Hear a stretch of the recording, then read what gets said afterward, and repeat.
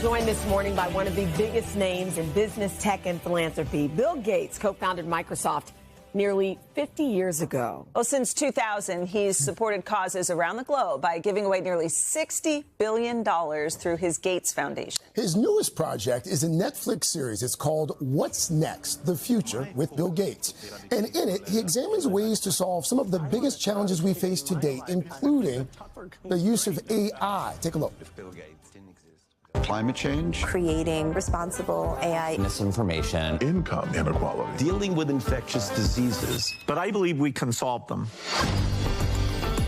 How will artificial intelligence impact society? Crafted text to my son using Gen Z slang.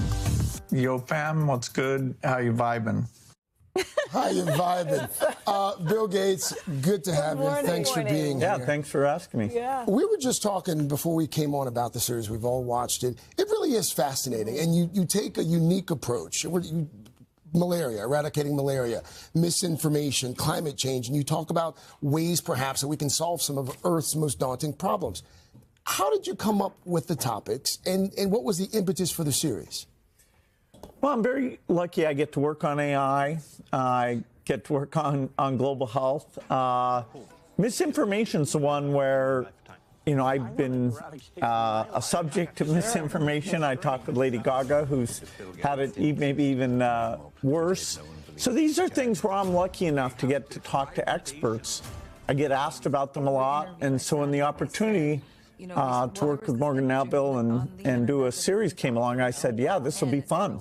The first episode, it grabs my attention because you look at AI and you talk with director James Cameron, which I thought was genius because from the creative side, we're talking about, oh my goodness, Avatar and Terminator. And he talked about making sure we don't miss some of the warning signs from all of this. And he equated it to, you know, heading full speed towards the iceberg and people not listening to the warnings. Talk to me a little bit about, and I also thought it was interesting, he talked about losing jobs or maybe creativity. You brought up losing purpose. If computers do everything for you, you know, what am I here for? Can you talk a little bit about that and what you think of all of it?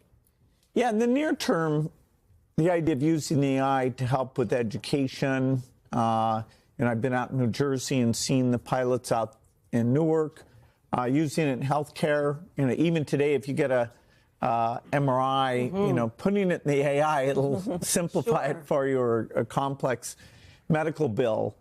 It's so powerful. It's the first technology that is happening very quickly, and there's no limit. You know, when we had like tractors, it was okay, farmers can do other things. Here, we're talking about almost every kind of job, which should mean more leisure time, but then it's going to create almost a, wow, what do we do with all that time type problem?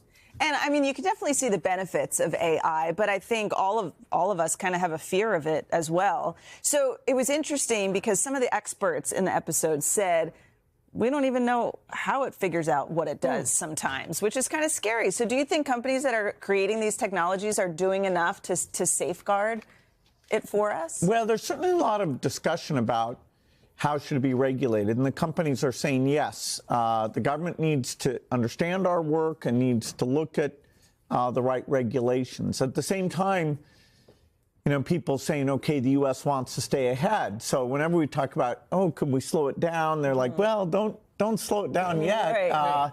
And so it's going to be the biggest change agent in the next 10 years.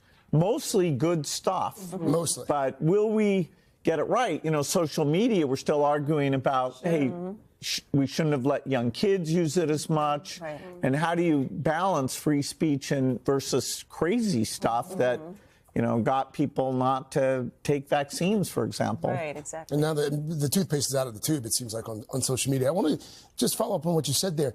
How can lawmakers regulate AI, or regulate social media for that matter, when it seems as if most of them don't really understand it?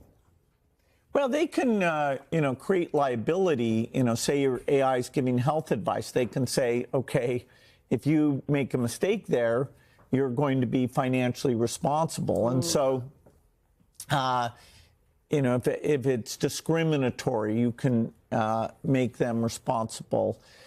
Because it's happening so fast, writing the rules is a bit of a challenge. And so we're trying to encourage the people in government themselves to be users so they understand, wow, this is where it's incredibly good. This is where it sometimes goes nuts. Do you use it? Oh, yeah. Now, when I want to summarize a meeting or take a book that I don't have time to read and get the gist of it, or even to draft some complex set of points, a speech.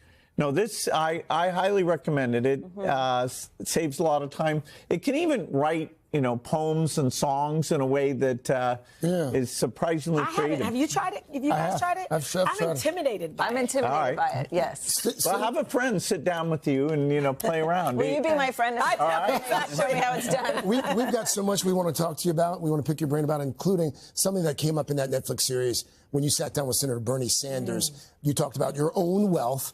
Here's what he said. You are just in you personally, are a very innovative guy.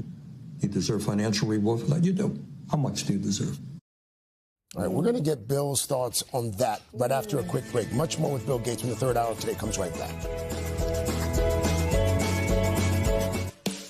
We're back with tech titan and philanthropist Bill Gates. His new series, What's Next? The Future with Bill Gates, is out. It's on Netflix right now. It's fascinating. We encourage everyone to watch.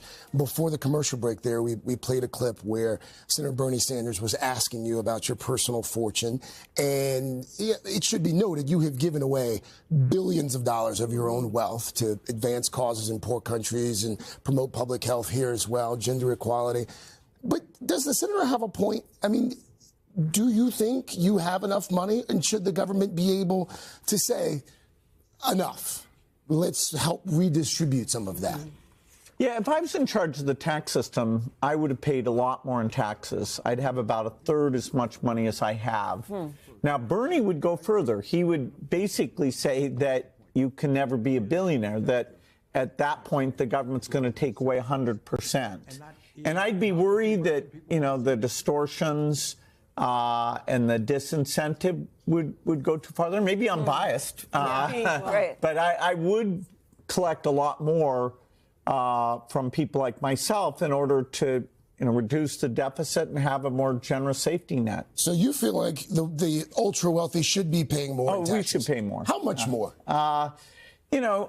The tax on labor and the tax on capital, there's always been this argument that do you need to treat capital specially? And I don't go along with that. I think, capital gains and ordinary income, we should tax at the same rate. So, and I'm also a big believer in the estate tax. Actually, my dad, who's deceased tonight, did a lot of work saying, hey, this is how you prevent dynasties and encourage people to do more philanthropy. If you have slightly higher taxes, but you let people do philanthropy, that's really great. Yeah. We really appreciate your perspective. Very rarely do we have guests where we're all three just like every word. Thanks. I also want to bring up the fact that the show also highlights the progress in fighting disease. That's certainly what grabbed my attention. Obviously, you've done so much work in the fight against malaria. It's been a long time cause for you. But speaking of health, I remember during COVID, you talked about how we have to be careful,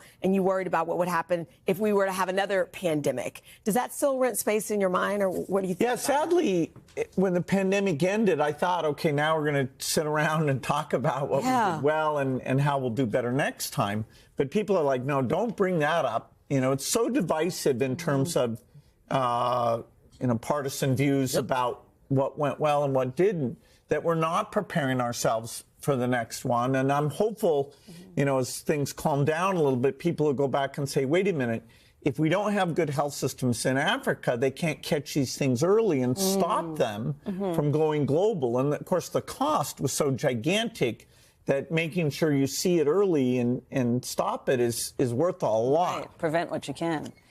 One of your episodes tackles climate change. You became a grandparent last year. We all have several kids between all of us.